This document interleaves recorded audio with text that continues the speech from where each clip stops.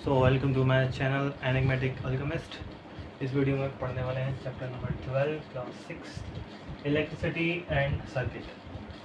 तो इसमें पढ़ेंगे हम electric cell, electric bulb, electric current, electric circuit और open close circuit, conductor, insulator, electric switch, इन सब के बारे में।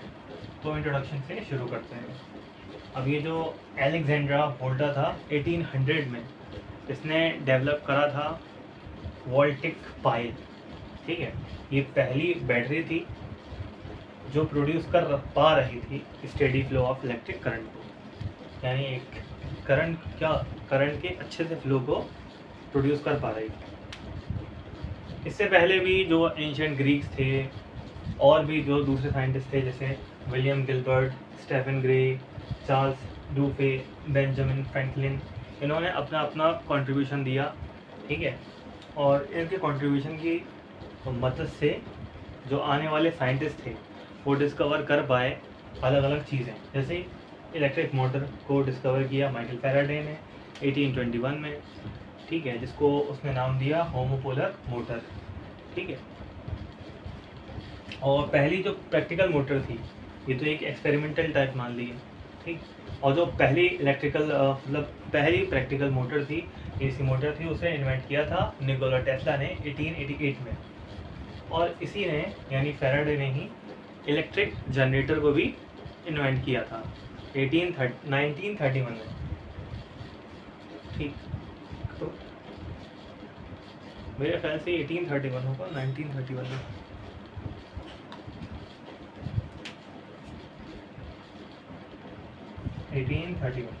ठीक, 1831 में इन्वेंट किया था। लेकिन जो फर्स्ट प्रैक्टिकल पावर जनरेटर थी वो इन्वेंट करी थी थॉमस एल्वा एडिसन ने। ठीक, और ये जो फैराडे था ये सेल्फ टॉट था, इसके पास कोई यूनिवर्सिटी की डिग्री नहीं थी, लेकिन फिर भी इसने बहुत सी चीज़ें इन्वेंट करी। ठीक, बेंजामिन फ्रैंकलिन का वो किसका सुना होगा, पतंग उड़ाने वाला हवा में, इसने ही पता करा था कि जो लाइटनिंग है वो इलेक्ट्रिसिटी ही है। तो हम आते हैं इलेक्ट्रिक सेल और बैटरी पर। An electric cell is a device that stores chemical energy and converts it into electrical energy. तो एक इलेक्ट्रिक सेल क्या है, एक डिवाइस होता है जो कि स्टोर करता है केमिकल एनर्जी को और उसको कन्वर्ट कर देता है इलेक्ट्रिकल एनर्जी में। ठीक है, it is a source of electric current, और ये एक सोर्स होता है, एक जरिया होता है इलेक्ट्रिक करंट का। तो ये कुछ इस तरह से दिखता है। इसके एक पॉजिटिव टर्मिनल होता है और एक नेगेटिव टर्मिनल। ये कैप वाला पार्ट जो होता है वो पॉजिटिव टर्मिनल, और ये फ्लैट जो पार्ट होता है नीचे वाला वो होता है नेगेटिव टर्मिनल। तो हमारा जो करंट कहाँ से फ्लो करता है, करंट फ्लो करता है पॉजिटिव से निकलता है और नेगेटिव में जाता है। ठीक है, तो ये आता है नेगेटिव टू पॉजिटिव। ठीक है, इस तरह से करंट फ्लो करता है। और ये एक बीच वाली रॉड में जा रही होती है ब्लैक कलर की, उसको बोलते हैं कैथोड। ठीक, और ये जो आउटर केस जो होता है वो होता है एनोड, बना होता है ये जिंक केस। ठीक, इसको एनोड बोलते हैं। और यहाँ पे इसके बीच में भरा होता है एक पेस्ट जो होता है कार्बन और मैंगनीज का। ठीक है, कार्बन और मैंगनीज डाइऑक्साइड का एक मिक्सचर, एक पेस्ट भरा होता है इसके बीच में। ठीक है, इनकी खाली जगहों में। और ये जो होता है ये इसके कार्बन और मैग्नीशियम के बीच में एक सेपरेटर लगा देते हैं। ये एक सेपरेटर होता है, ये सारा। ठीक है, तो ये सेपरेटर लगा देते हैं ताकि इसको और इसको ये अलग कर सकें। ठीक है, और ये क्या है, यहाँ पे इलेक्ट्रोलाइट पेस्ट। ठीक, क्या है, इलेक्ट्रोलाइट पेस्ट है। इलेक्ट्रोलाइट की क्या खासियत होती है, इलेक्ट्रोलाइट प्रोवाइड करता है आयन को, वो टूटते हैं नेगेटिव में और पॉजिटिव में। जैसे हमारे पास मान लिए इलेक्ट्रोलाइट जैसे H2SO4 हो गया, ठीक है, या ZnSO4 हो गया। ठीक, तो ये क्या किस में टूटेगा, Zn2+ में और SO4 2- में। इस तरह से ये इलेक्ट्रोलाइट टूट जाता है और आयंस प्रोवाइड करता है। ठीक है, तो ये कुछ इस तरह का दिखता है हमारा सेल का इंटरनल स्ट्रक्चर। तो आ जाते हैं टाइप्स ऑफ सेल पे। ठीक, तो सेल कितने तरह के होते हैं? ड्राई सेल होता है, बटन और लेड एसिड और लिथियम आयन सेल। तो ड्राई सेल इस्तेमाल होता है टॉर्च और बैटरीज में। बटन सेल होता है वॉचेस और कैलकुलेटर्स में। छोटे से बटन होता है, ऐसे बटन की तरह लगता है छोटा सा सेल वो। लेड एसिड सेल वो कार बैटरीज के अंदर, बड़ी बड़ी बैटरीज जो होती हैं ऐसे लेड एसिड बैटरीज इस तरह की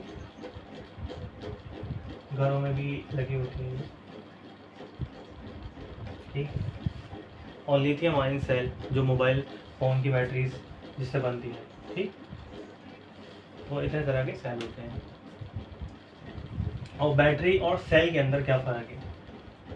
हम एवरीडे लाइफ में सेल और बैटरी को एक ही बोल देते हैं, लेकिन टेक्निकली अगर देखा जाए जो कॉम्बिनेशन होता है दो या दो से ज़्यादा सेल का, उसको बोलते हैं बैटरी।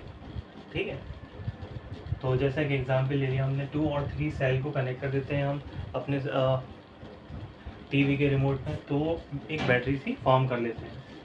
एक सेल हमें जनरेट करके देता है 1.5 वोल्ट।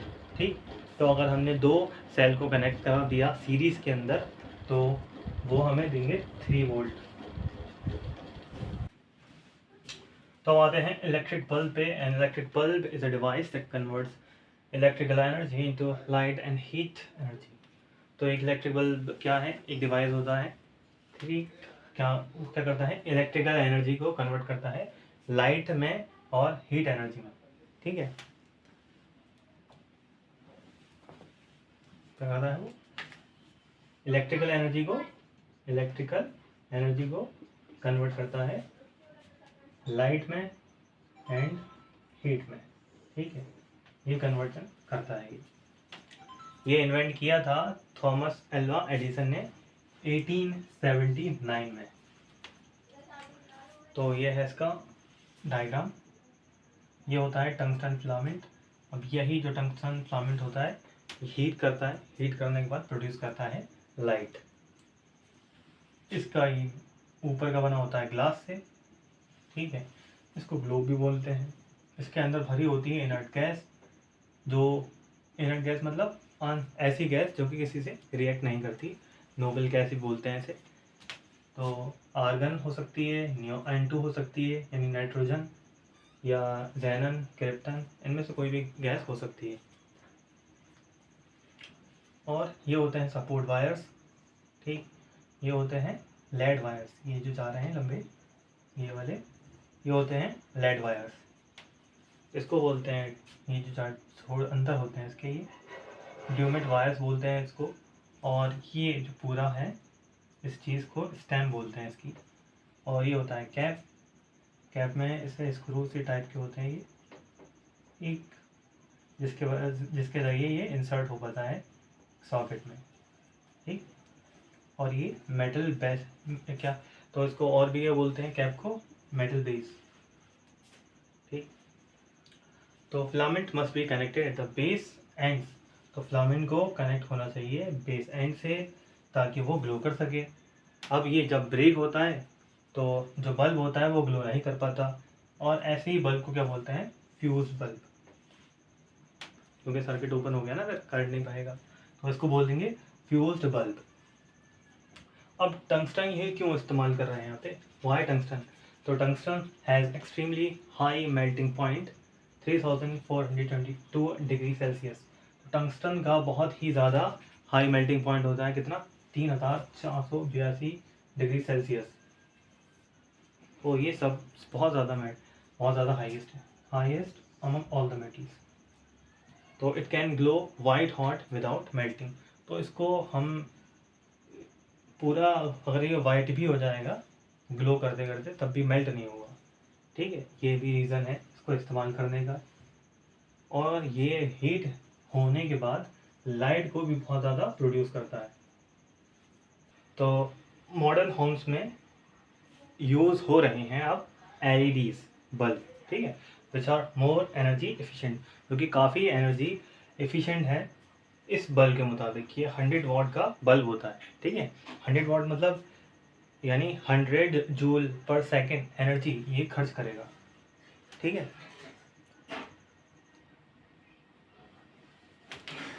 100 वाट का मतलब 100 जूल पर सेकेंड, यानी 100 जूल की एनर्जी 1 सेकेंड के अंदर खत्म कर देगा। और ये हद से ज़्यादा 22 या 20 वाट के होते हैं, ठीक है।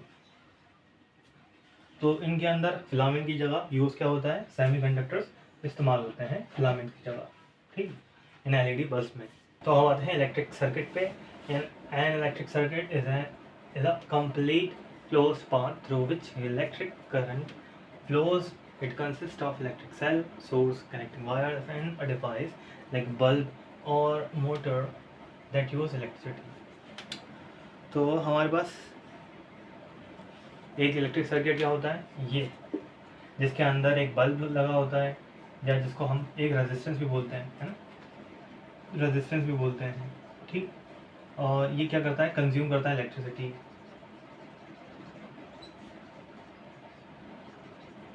ठीक है, इलेक्ट्रिसिटी को कंज्यूम करता है।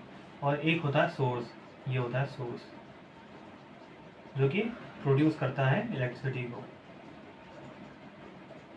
ठीक, इलेक्ट्रिसिटी को प्रोड्यूस करता है, ये कंज्यूम करता है। और ये होती है हमारी की, ठीक। अगर ये ओपन हुई तो बोल देंगे ओपन सर्किट है, अगर ये क्लोज हुई तो क्लोज सर्किट है, ठीक है। तो क्या क्या कंपोनेंट चाहिए हमें एक बेसिक सर्किट के लिए, सोर्स जो ये रहा, कनेक्टिंग वायर्स ये रहे, ठीक, और फिर लोड और डिवाइस, ये लोड है या इसको डिवाइस भी कह सकते हैं, ठीक। जैसे बल्ब हो सकता है या मोटर हो सकता है, ये लोड कहलाता है, ठीक है। तो ये हमारे पास अगर इस की को हमने क्लोज कर दिया तो यहाँ पे करंट जो होगा वो फ्लो करने लगेगा, ठीक, करंट फ्लो करने लगेगा ऐसे करके, और ये बल्ब जो है ना ग्लो कर जाएगा, जो हमने ये लगाया है, इसको बोलते हैं हम क्लोज सर्किट, जिसमें की क्लोज होती है, ठीक। जिसमें स्विच जो होता है क्लोज होगा तो करंट फ्लो करेगा और उसे क्लोज सर्किट बोलेंगे, क्लोज सर्किट बोलेंगे। तो क्या होता है इलेक्ट्रिक करंट, तो असल में इलेक्ट्रिक करंट क्या होता है, इलेक्ट्रिक करंट होता है इलेक्ट्रिक चार्ज का फ्लो, ठीक है, किसका फ्लो, इलेक्ट्रिक चार्ज का फ्लो, यानी इलेक्ट्रॉन्स का फ्लो। इलेक्ट्रॉन फ्लो करते हैं हमारा उल्टी तरफ, जैसे ये जाते हैं पॉजिटिव से नेगेटिव की तरफ, ठीक है, इलेक्ट्रॉन कहाँ फ्लो करते हैं, पॉजिटिव से नेगेटिव की तरफ फ्लो करते हैं, ठीक। तो एक इनसे भी करंट पैदा होता है जिसको बोलते हैं इलेक्ट्रॉन करंट, ठीक। और जो दूसरा है जिसको, जो हम ये कह सकते हैं कि जो इसके अपोजिट करंट होता है, ठीक, जो रियल करंट हम जिसे मानते हैं वो है कन्वेंशनल करंट, ठीक है। जिसने यह हमने कहा था ना कि करंट फ्लो करेगा पॉजिटिव नेगेटिव से पॉजिटिव की तरफ इधर, तो वो कन्वेंशनल करंट की ही बात कर रहे थे हम। तो कन्वेंशनल करंट फ्लो करता है नेगेटिव से पॉजिटिव की तरफ, ठीक। और जो यूनिट ऑफ करंट होती है वो होती है एम्पियर। तो कन्वेंशनल करंट और इलेक्ट्रॉन करंट आपस में क्या होते हैं, अपोजिट होते हैं, ये इधर जाता है और वो इधर आता है, ठीक है। तो कन्वेंशनल करंट कहाँ जाएगा, पॉजिटिव से नेगेटिव टर्मिनल, और ये नेगेटिव टर्मिनल से पॉजिटिव टर्मिनल की तरफ जाएगा इलेक्ट्रॉन करंट। इधर भी और लिख देते हैं, electron current negative to positive, और conventional current positive to negative, positive to negative, ऐसे करके जाएगा ये, और वो उल्टा करके वापस आएगा, ठीक, नेगेटिव से पॉजिटिव की तरफ जाएगा। तो अब आते हैं लास्ट टॉपिक पे, कंडक्टर्स एंड इंसुलेटर्स पर। कंडक्टर क्या होते हैं, ऐसी चीज़ या ऐसे मेटल, ऐसे ऑब्जेक्ट जो कि पास कर सकें इलेक्ट्रिसिटी को अपने अंदर से, ठीक है, allow electricity to pass through them, have free electrons that move easily, उनके पास फ्री इलेक्ट्रॉन्स होने चाहिए जो कि आसानी से ईजिली मूव कर सकें, ठीक। Use to make wires and connections, और इन कंडक्टर्स का इस्तेमाल होता है वायर्स बनाने में और कनेक्शंस बनाने में। एग्जाम्पल है कॉपर, एल्यूमिनियम, आयरन और गोल्ड। इंसुलेटर्स, तो ऐसे चीज़ जो कि इलेक्ट्रिसिटी को अपने अंदर से पास ना होने दे, वो इंसुलेटर, इनके अंदर फ्री इलेक्ट्रॉन अवेलेबल नहीं होते। Used for safely conversion wires. ठीक, तो ये वायर के ऊपर चढ़ाए जाते हैं ताकि वायर को सेफ बना सकें, उन्हें हैंडल करना आसान रहे। एग्जाम्पल है रबर, प्लास्टिक, वुड, ग्लास और पेपर, क्लॉथ। ठीक, ये सब क्या होते हैं, ये इंसुलेटर्स होते हैं, ये अपने अंदर से इलेक्ट्रिसिटी को पास नहीं होने देते। तो why are wires covered with plastics. तो आप ये वही क्यों कवर होते हैं वायर प्लास्टिक से? तो electric wires are of copper और aluminium conductors but are covered with rubber or plastic insulator. This is for safety, and insulating cover prevents electric shock when you touch the wire. It also prevents two live wire from accidentally touching each other, short circuit.